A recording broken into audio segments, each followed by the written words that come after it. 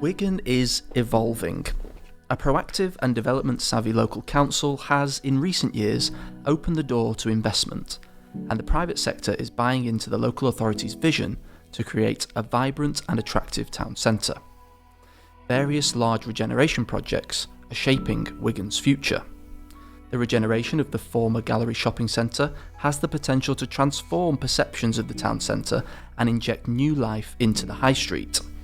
The redevelopment of Eckersley Mill, one of the largest brownfield opportunities in Greater Manchester, is moving ahead, and the town's station quarter and Wigan Pier are also earmarked for transformation. Delivering these projects and making the most of Wigan's potential can only happen through a monumental group effort. I'm Dan Whelan, Deputy Editor of Place Northwest, and today's episode is brought to you by Freeths. On today's podcast, we will hear from the council and law firm Freeths about Wigan's regeneration journey, and we will ask how we got here and what the future looks like for one of the city region's most exciting towns. I'm joined by Hayley Fielden, Service Manager at Wigan Council, and Ian Tempest and Ciara Sweeney, Partner and Director at Freeths. We're going to break down today's discussion into three parts. First, we will take a look at how Wigan has primed its regeneration pipeline over the last few years, and take a look at the role that Freeths have played in supporting the council's agenda. In part 2, we will zoom in on one particular part of the gallery's redevelopment, the Market Hall, and explore the challenges, opportunities and best practices associated with transformative projects like the galleries. The final part of the episode will see us take stock and discuss what lessons can be learned from Wigan's regeneration journey to date, and ask why it is the place to invest in Greater Manchester. Hayley, hello. Hi Dan. Set the scene for us. Tell us what's going on in Wigan right now and how we got from where we were to where we are with this primed pipeline.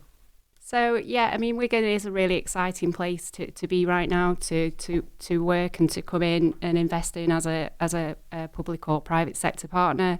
The council's done lots of work, and really a lot of that is underpinned by listening to what our residents want and need for their town and their borough. So we carried out the big listening project in 2018, which was a real opportunity for the council to go out we went out to 75 different locations across the borough and spoke to over 7,000 people about a whole range of issues, and one of which was about the future of the borough and its town centres in particular. And you really clear messaging back from that about what the residents and businesses of Wigan wanted their town to offer them in the future. So from that we developed kind of key corporate priorities and launched the deal, which is our sort of contract between the council and our local residents. So they ask and we're delivering on that. So some of the key things that we're delivering around regeneration and investment, obviously the big regeneration projects in Wigan Town Centre, which you've touched upon, galleries, Eckersley and Wigan Pier, but we're also looking at much wider projects across the borough as well. So got a really strong development pipeline of housing coming through, and so infrastructure improvements and delivery of kind of new employment uses as well to support their housing coming forward is really important as well. So we want a borough where people can live, work, have places to go out and really want to spend their time and money. So it's kind of a really cohesive sort of strategy which brings all those elements together. You mentioned there, Hayley, that these things wouldn't be possible without the private sector. Let's bring in Freeths. Ian, I'll come to you first. How did you get involved in Wigan, and what did you feel at the time with Wigan on the horizon, looking at that as a prospect? Well, I'd spent all my practicing career down in the East Midlands, and I came to Manchester in 2012 to set up a real estate offering here in Manchester for the firm. I didn't really know the area that well, but when we were approached via the Northwest Consortium of Local Authorities to present to Wigan, I was slightly taken aback by the invitation that we received to tender, because it wasn't merely for one project, it was for three. So it was for the Galleries shopping centre, it was for Worsley Mains, and it was for Wigan Pier. So that in itself made it stand out, and made me sit up and take note, I think, probably more than I might have done otherwise. But we were asked to present and we were asked to put a team together that could deal with all aspects of all three projects. And that was back in July 2017. Right. Demonstrating the fact that these things take time. They do take time indeed. And they are diverse projects covering many different areas of law. Okay. And so when you're putting your team together, you've got to make sure that you've got the right people in it. So in the first instance, what we wanted to do with the local authority was to understand their objectives so that we could match those. We wanted to get to know them so that we could create a partnership with them. Lots of firms talk about having partnerships with clients, but this is indeed a true partnership. We provide regular updating through our core team. We try to ensure that we always have a partner-led service because that's vitally important, we think, for the client's benefit. And we try to scope the project such that we know at any one point in time where we need to be with the project, and we need to match the client's expectations and achieve what they are looking for. So when we looked at the galleries, we identified that there were many different areas of law involved. Although the projects all featured real estate, there was a lot more involved than simply real estate law. Okay, that's interesting. Just before you go into that, just for anyone who doesn't know, who's listening, Galleries, big shopping centre in Wigan, the council bought it, is looking to redevelop the centre, turn it into a modern high street, essentially. Hayley, do you want to just pitch in on that? Yeah, so I think that's really that background's really important of actually what the Galleries is. So it is a former shopping centre. It covers 8 acres in Wigan Town Centre, so it's a big site and really important that that site delivers economic growth potential and opportunities for the town. So the council took the decision to acquire it and went through a procurement process to procure a law firm, obviously, and also a development partner. So we were going a long-term development partnership with City Heart, Northwest-based developer, for the phased regeneration of the site, which involves quite a lot of different activities. So initially demolition and refurbishment of some of the buildings on the site, of which the demolition is now complete. And then bringing forward a mixed-use neighbourhood with a mix of retail, commercial, leisure, new public square, environmental improvements, and really importantly for the town centre, a new residential neighbourhood, which we've not had in the heart of Wigan Town Centre before. So we really wanted to create that kind of a whole neighbourhood approach in the heart of the town, where all the different elements, be it the commercial, the residential, the retail, the leisure, will kind of all feed off each other and create that real sustainable heart to the town centre, which then will support the kind of more consolidated retail core which exists around the galleries. So that's the master plan for the scheme, which we're on with delivering. Excellent. Yeah, so a complex site and big ambitions. The law firms in these kind of projects are often the silent partner, aren't they? You know, the developer gets a lot of pats on the back, and the architects and the planners, the law firms kind of just work away quietly and very hard in the background. Just give us a bit of insight into just how much work went into galleries. The council, first and foremost, had to acquire the site, and the Gallery Shopping Centre was actually owned by a Luxembourg-based company. So we had to get on and sort out the contract for the acquisition. We were also mainly acquiring bricks and mortar. We were acquiring over 100 different tenancies that then existed within the galleries, all of which, by one means or another, we had to eventually get rid of because we needed vacant possession of the site so that we could clear the site. So from the point of view of acquiring the site, we then had to deal with the landlord and tenant issues that arose from that. There were 2P issues which arose because the owners of the site that we were buying from had employees there, which the council then had to deal with through the 2P process. There were tax implications in terms of acquiring the site. And then we also had to fit in around that procurement and state aid issues, along with general local government law. So it was a myriad of different legal topics. Pretty good exam question, probably. Yeah. But, it was an exciting project with a lot of different facets to it, all of which had to be pulled together in a timely manner, such that by the time we got to the finish line, we cleared everything, and we were then ready to actually contract with our development partner to deal with the planning issues and everything else that went with it. Yeah, a myriad, as you say, a very complex job for you guys to get involved in. Ciara, tell me a little bit about how you've found it and your sort of view of Wigan. You've seen it go through this kind of mini journey over the last however many years since you've been involved, July 7th, 2017. Yeah, I've been involved from the outset, and I've also been involved in all three of the projects, Wigan Pier, Worsley Mains and the galleries. So to know Wigan in that depth has obviously helped a lot for where the client wants to go with this and how they want to redevelop the town centre.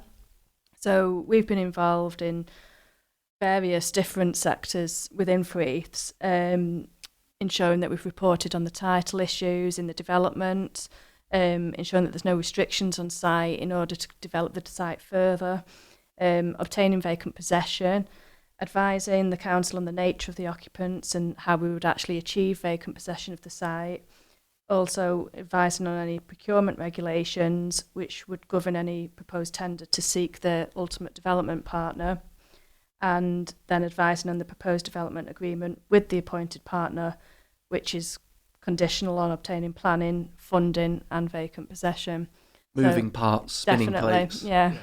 The procurement thing is something that interests me, which is probably not something that you hear very often, but the development partner for Wigan Galleries was one of my first sort of exposures to procurement for a big project like this, and I was following it very closely, and it was very hard to get any information from anybody. It's all NDAs and kept a secret, but that must be one of the exciting parts of it, because you're seeing these different ideas coming forward from potential development partners about what their vision is for the town centre. So tell us a little bit about that process.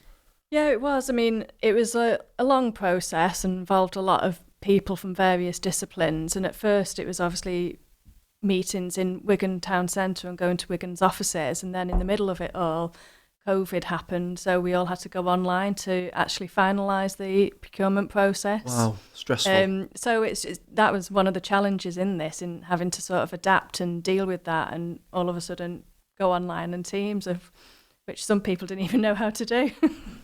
Hayley, you must be delighted with how it all turned out in the end, and now we're on site and it's happening and you can see it happening. Yeah, absolutely. I joined Wigan after the procurement exercise, so I actually wasn't involved in that process, but I joined at a really exciting time as the planning application. So it's a joint planning application, a hybrid application for the development of the whole site, was going through the planning process that had been submitted by the council and City Heart. The development agreement with City Heart had just been signed, so it was a really exciting time to join. And yeah, there was, as Ciara's alluded to, there was various steps that needed to be stepped through before we could then, actually get on and actually start the redevelopment works, which began very rapidly, actually in July 2022. So 3 quite onerous preconditions, really, from signing the development agreement in June 2021 to then be on site with a cleared site, vacant possession secured, thanks to our support from the law firm and obviously internal colleagues as well, who I haven't mentioned. I'm the overall project manager for the galleries for the council, but I absolutely could not do it without the support of numerous departments in the council and numerous colleagues. We are the landowner of the site. We're going to retain a number of the assets once they're built. So it's just such a key opportunity for the council that we're determined to wring every drop of opportunity out of, if that makes sense. So yeah, really exciting, really fast pace, and like I say, we couldn't do it without the support of our wider professional team and our colleagues internally. So the pace, whilst we talk about acquiring it in 2017, there's just such a lot to do before you see things coming out of the ground. So over the course of last year, while the demolition was happening, there's giant machines on site, the big long reach machines, and it just looked so, it was so impactful in the town centre, and there's a lot of management around that in terms of, ensuring people can find their way around the edge of the site and really trying to keep that footfall up through the town centre. Now the demolition is sort of finished. There is a lot of work happening on site still to discharge pre-commencement planning conditions, but it's of a much smaller kind of visible scale. So there's that kind of, is there a perception that it's kind of ground to a halt? And I just would like to take this opportunity to say that is not the case at all, and it's still being pushed hard and fast by all of the team, us, City Heart, and everybody who works with us. Which is really great to have that level of support across so many organisations. Yeah, Ciara mentioned it before, Ian, COVID.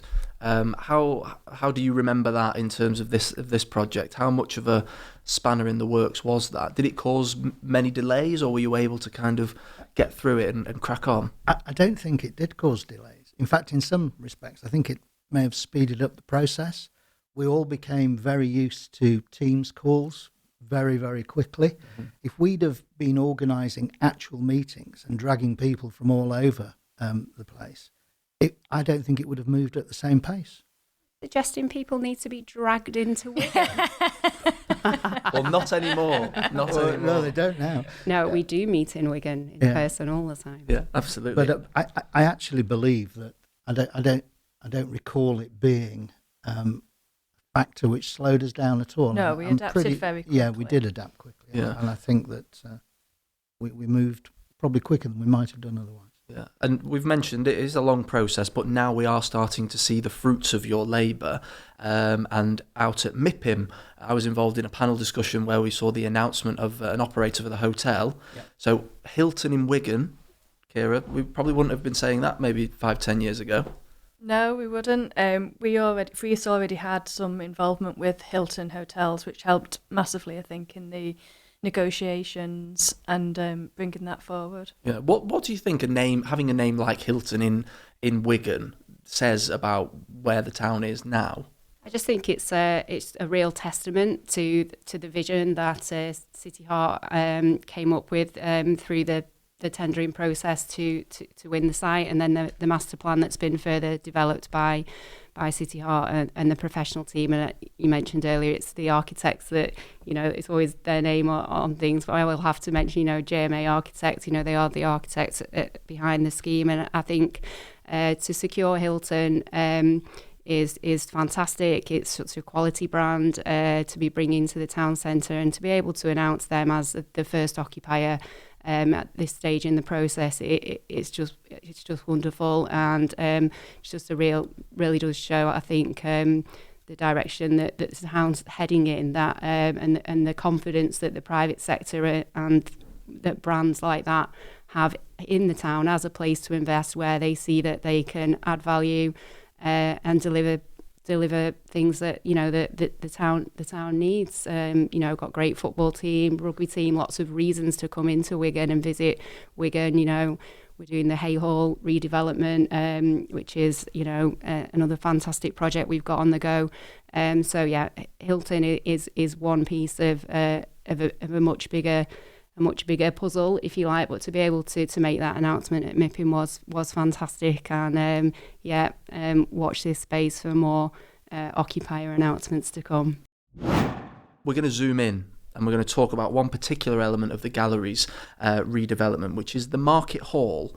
You look at pretty much any regeneration project across the country, they all seem to have some sort of central hub, and very often that is a market hall, and people often mention Altrincham, don't they, as kind of the precedent for that. So Hayley, tell us why it was so important to have a market hall in this scheme. Yeah, absolutely. So Wigan is a market charter town, has been since the 1200s. Ian, maybe correct me if I'm wrong there. Had a market charter for a long time, and the market hall, and having a market hall that is functional and fit for purpose, and an absolute jewel in the crown of the development, if you like, is a key driver behind this project. There is an existing market hall in the town. A little bit tired, it's kind of as the retail kind of shape of the town has changed, the old market hall is kind of a little on the periphery now. So we really wanted to deliver a new market hall back in the centre of the retail core, and it's going to be a traditional market hall plus more. So there'll be lots of extra animations and activities going on in there. It's much bigger than the market hall that we've got at the moment. So it's going to be open for much longer hours. So, and it will really drive footfall through to the rest of the scheme. So it's a critical piece of the redevelopment. Ciara, from a legal perspective, we often hear sort of grumblings of dissent around market halls because the traders are happy where they are. They're not necessarily sort of too keen to move. I'm not saying that that's the case in Wigan, but that's something that we have heard elsewhere. From a legal perspective, how do you sort of navigate the creation of a brand new, shiny, all singing, all dancing market hall? I think a lot of it is probably the community engagement, and I know Wigan Council had a lot of involvement in making sure that the communications with the market trade holders was communicated at every stage so that they understood the process that would be happening and to get their buy-in to the development. I think the interesting thing here is that, and Hayley's alluded to this already, is that Wigan is a market town. It has, I think, both a charter and also has a statutory right to not only hold markets within its borough, but to control markets and to refute any rival markets. So those tenants that are signing up to the new market hall are going to have the protection of the council behind them. And I'm sure that's going to mean a heck of a lot to the individual traders. That's very interesting. I didn't know such a legal mechanism existed. Fantastic. Well, you learn something new every day, don't you? Brilliant. Yeah, the history you mentioned there, that it's been a market town for so long, that the role of identity in these regeneration projects is absolutely vital, isn't it? You can't just, look at what they've done over there. We like that. We're going to do that. You've got to implement the identity into the scheme, haven't you? And how have you seen that, aside from the market hall, happening in Wigan, do you think, Ian? Well, I think, as I said at the outset, the thing that impressed me most of all was at the outset they came to us with 3 projects, which, for a town the size of Wigan, were absolutely huge. I don't know if I'm allowed to say it, but I thought it was incredibly ballsy. And I thought, we need to be part of this, because this council, will go places because they had the drive and the inclination to actually make it happen. So all credit to them. I think it's amazing what they're doing. And, we wish them every success, and we're going to be there with them right through to the end to make sure that they achieve that. Absolutely. You'll be there cutting the ribbon maybe when the market opens. I don't think we qualify.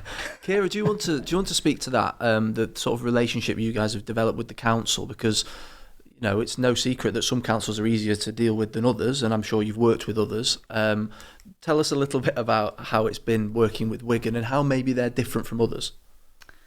I think it's creating a partnership with the council more than anything. Obviously, through the various projects that we've had on, it's a daily contact. I think that with that, you also develop a friendship and a greater understanding of how they want to develop and where they want to go, and you understand their needs and wants, and that helps you to achieve that. Obviously, we've had regular meetings, and especially through the tender process, again, it just gave us a greater understanding of where the council was and where they wanted to go. We do have a very good relationship with the council, with all members of the council, not just one. So it just makes it a very smooth process, you know, always on the end of the phone. There's never an issue, I don't think. So that's one of the positives. Tell us about the challenges that you faced with the galleries project. So give us a bit of an insight into the things that you've had to overcome. I think one of the main challenges initially was probably obtaining vacant possession. You know, there was a lot that had to be dealt with that. There was also some CPO issues that we had to advise on, as whether it was actually going to be relevant or not, and whether the council wanted to go down that route. There was acquisition of certain additional land that we potentially may have had to buy in order to manage the site. There's the procurement issues which we advised on, state age issues, and I think throughout it all, it was just making sure that we had regular meetings and everybody was involved, from, you know, the council, the lawyers, and also the agents, to ensure the streamline of the process and avoid any downfalls. Yeah, and Ian, in your experience, how difficult and tricky and challenging has this project been compared to others that you've worked on?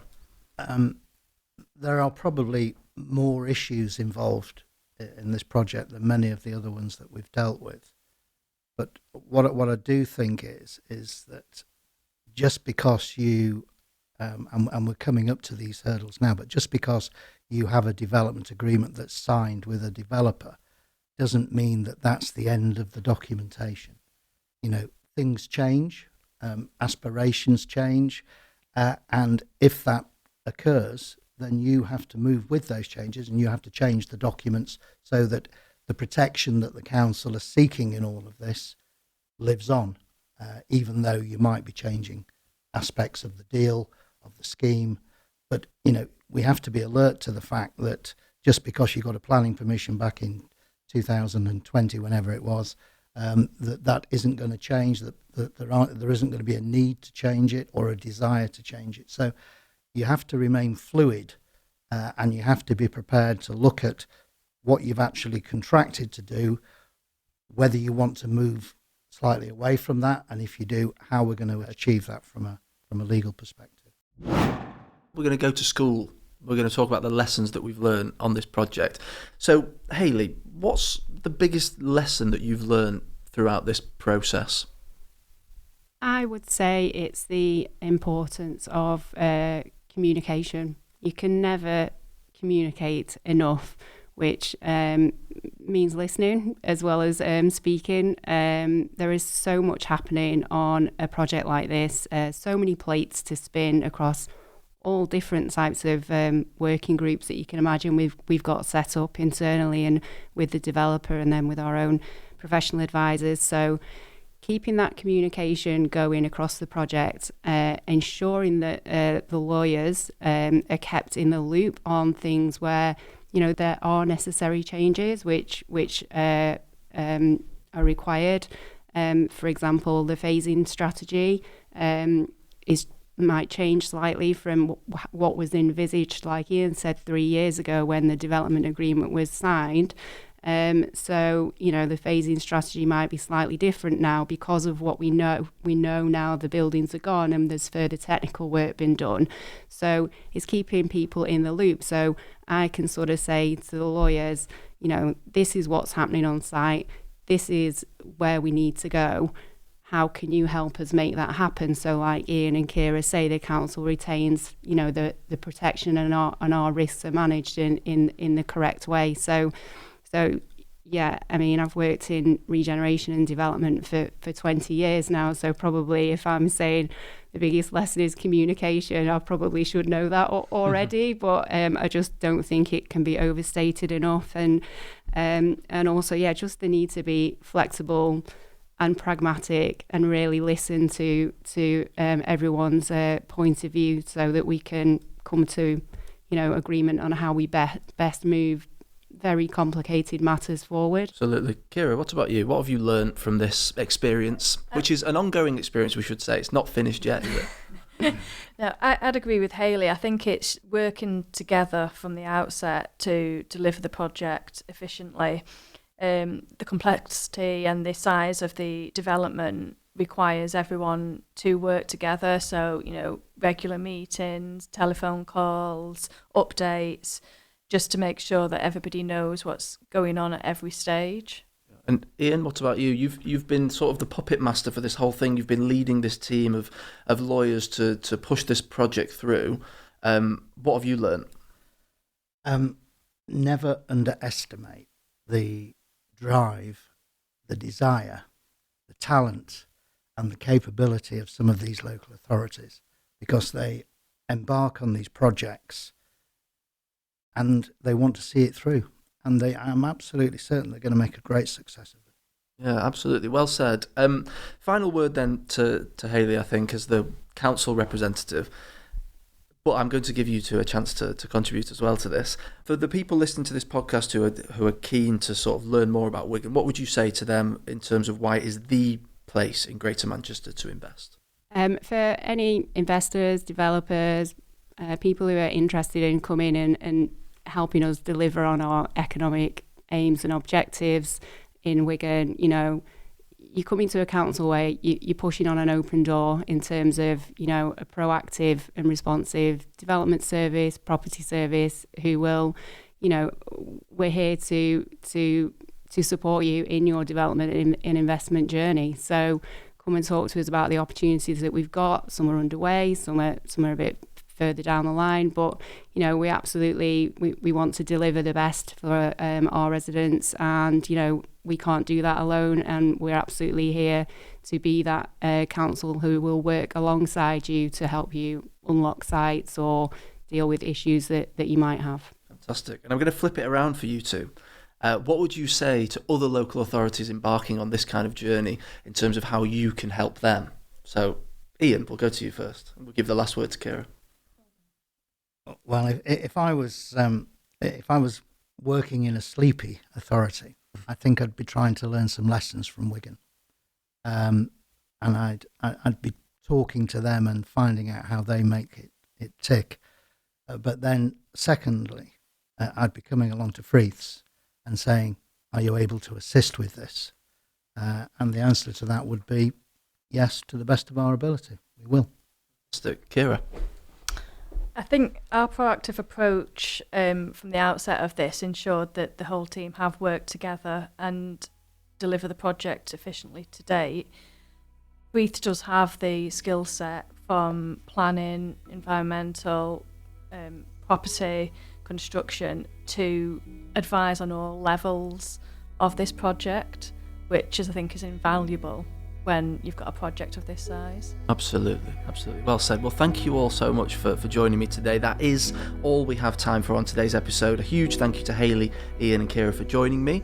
This podcast was brought to you by Freeths, and to learn more about them and the services they offer, go to freeths.co.uk. And for all the latest property news from across the region, including Wigan, head to placenorthwest.co.uk and subscribe to receive our free daily newsletter.